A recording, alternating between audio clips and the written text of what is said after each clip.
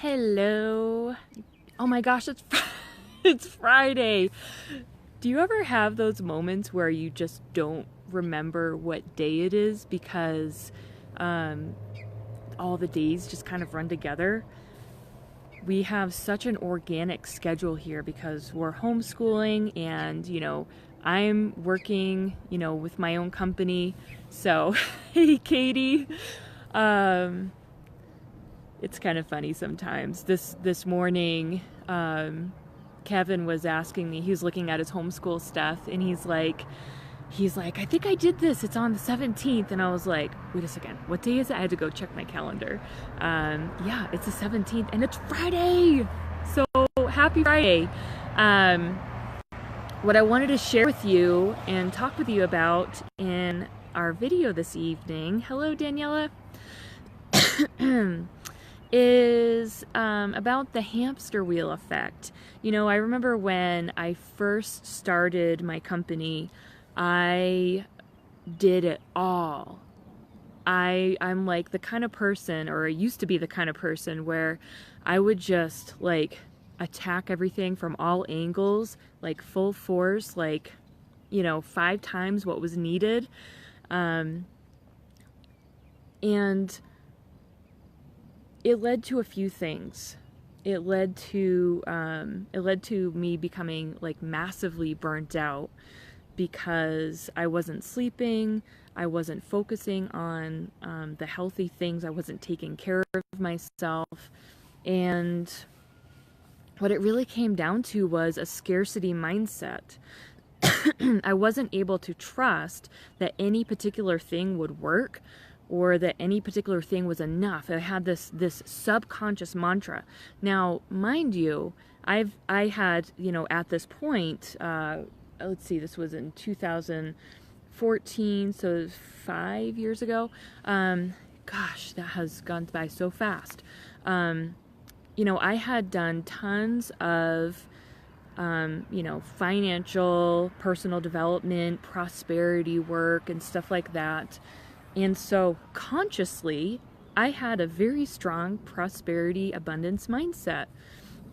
Now, when I say prosperity, I mean kind of synonymous with abundance, and not necessarily with money, but just in general, the abundance of the universe. And consciously, I had a great abundance mindset. But underneath that all, in the zone of 95% of my brain, I was running this pattern of, it's not enough. I'm not enough. And I couldn't trust that anything would work because I wasn't enough. And it wasn't enough. In total scarcity mindset. And so what this was doing was driving me to be spinning my wheels at all times. I would wake up at 4 in the morning and go to bed at like 1 in the morning, some days.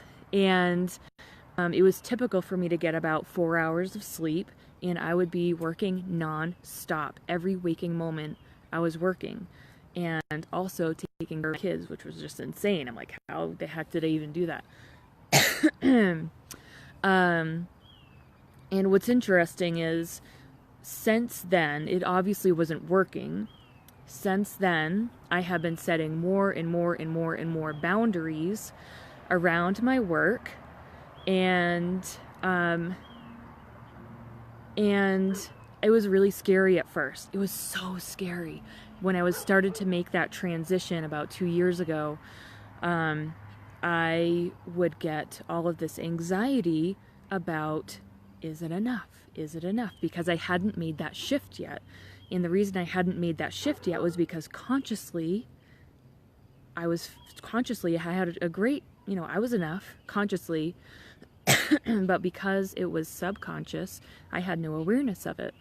And it took me a little while to really discover the awareness of that underlying belief. And so, I was really, really scared to set these boundaries because I just didn't trust. I didn't trust that anything that I was doing was going to be enough. I didn't trust that I was enough. I didn't trust that I would be supported. I didn't trust that there would be this force in the universe that would pick up my slack if there was anything to pick up. You know what I mean? Hey, Elena.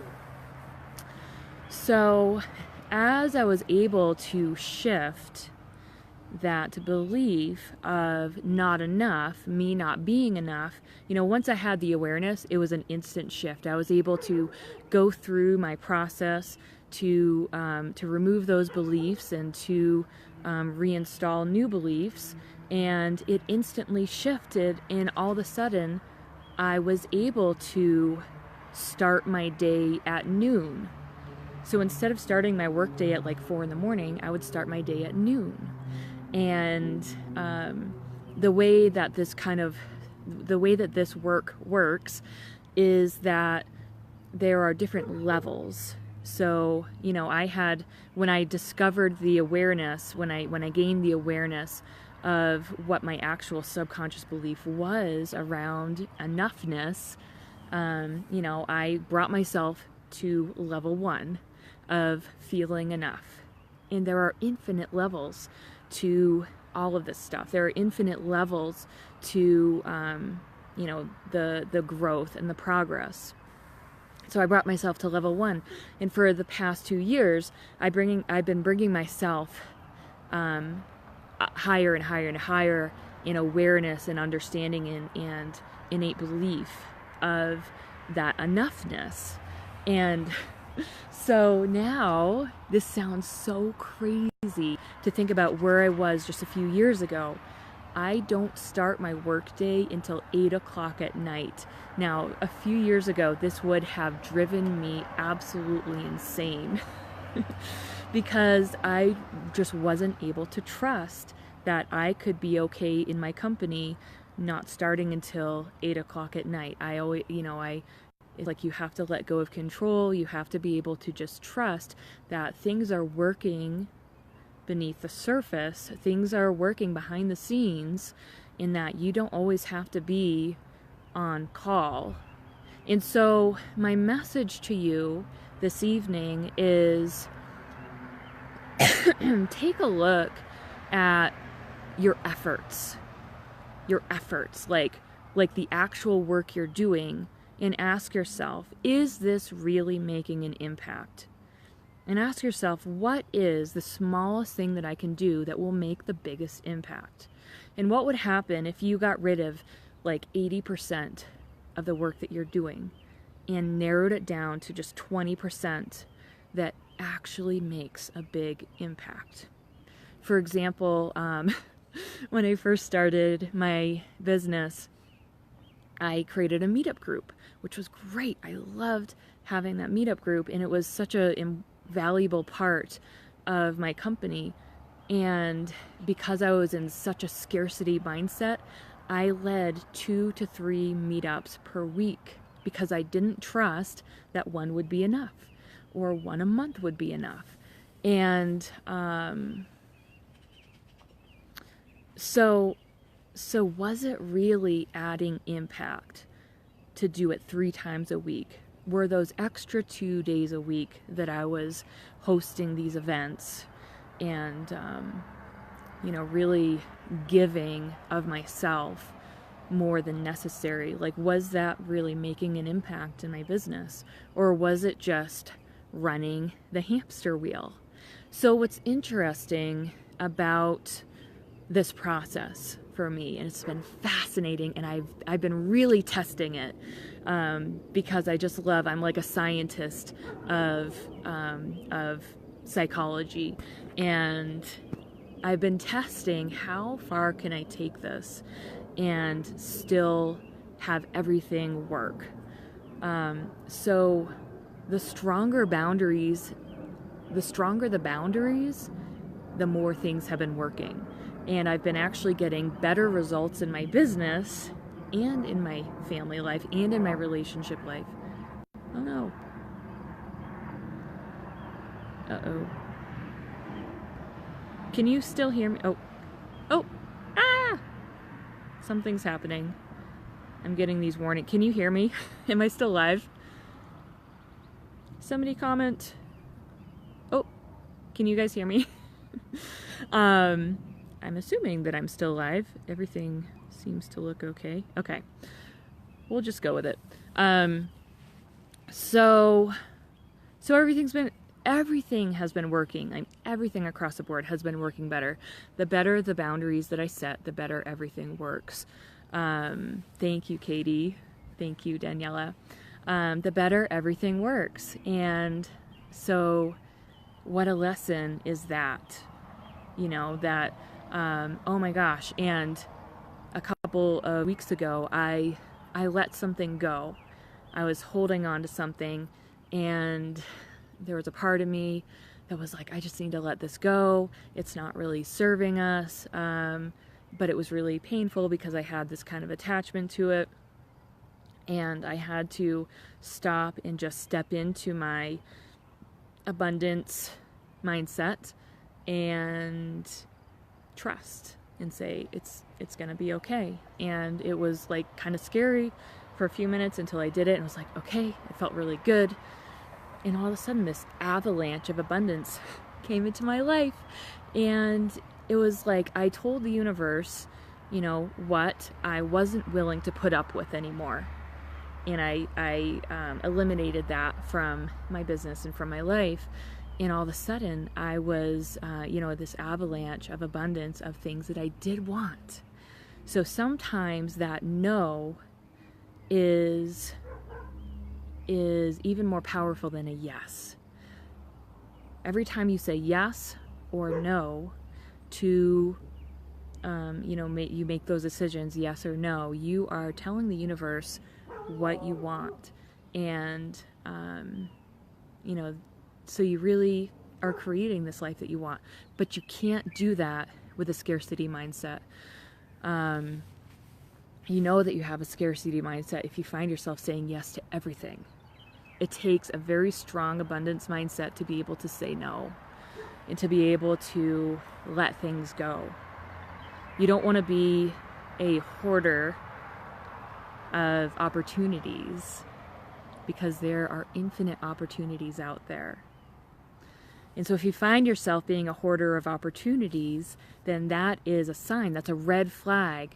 Yet, yes, consciously, I'm sure everybody watching this here has a fantastic abundance mindset. But if you find yourself hoarding opportunities, then that is a red flag that, maybe in that zone of 95% in my brain, maybe there's something there for me to level up with, get to the next level of my abundance mindset. Daniela says, I would tell my son when he was younger, every yes is a no and every no is a yes. Yeah, I love that. That's so good. So do you guys have any questions about any of that? Like how to know, it can feel so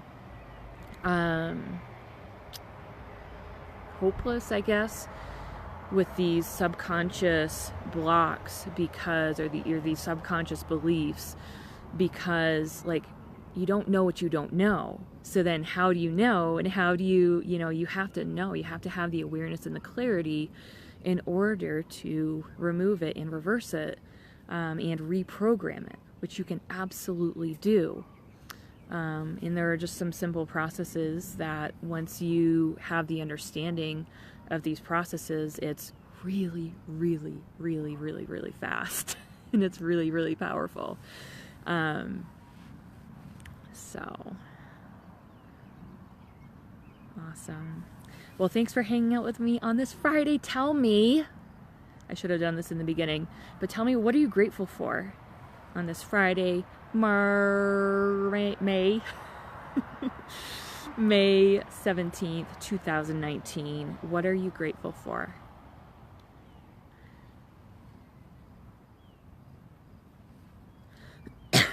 Katie, I question how much power we have considering all of the hamster wheels. Yeah, I know. It's so funny with the hamster wheel just sucks all of the power. I mean, you have all the power inside of you, but once you step on that hamster wheel, all of the power goes into the wheel. But once you jump off the hamster wheel, then suddenly you have this fierce power and momentum to drive you forward.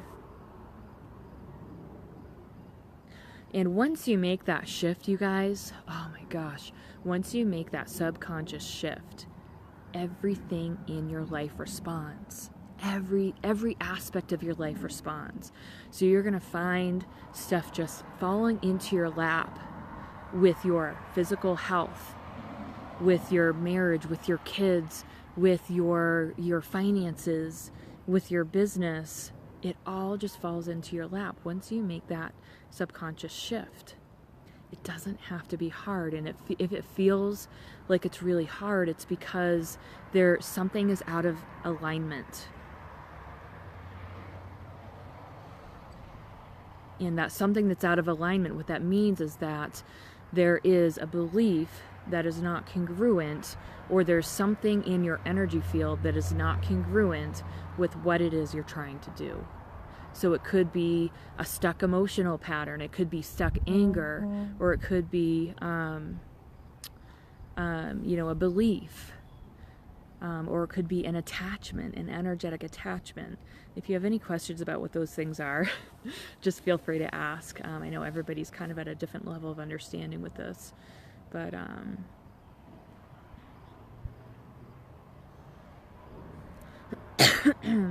Danielle says, I'm struggling clearing my plate. I have more clarity what I'm supposed to do. Spread so thinly, but have to pay bills. Yeah. It's interesting what happens when you surrender, Daniela, and when you really, really, really, really trust. And I know that you know these reprogramming processes. And what I would suggest to you, Daniela, is to check in and see if there's anything going on with deservingness. Look into deservingness and see what happens. And it's getting a little chilly here. I think I'm gonna call it a night and go inside and get warm. So awesome. Jennifer's grateful for family, grateful for a weekend. Daniela, I'm so grateful for spring. It feels so good. So good. All right. Have a wonderful night. Happy Friday. And we'll talk again soon.